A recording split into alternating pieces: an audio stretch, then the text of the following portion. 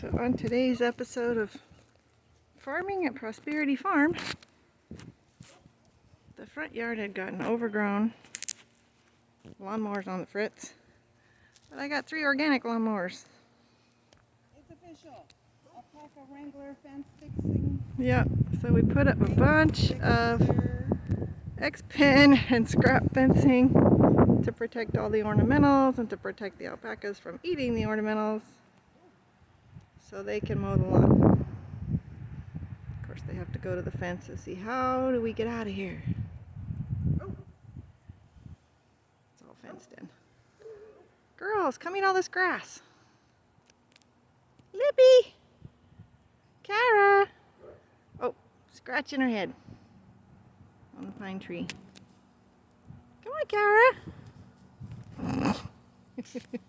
You guys are silly. You guys are silly.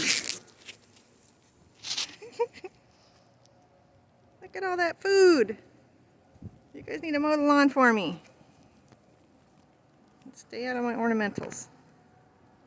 Good job, Solaris.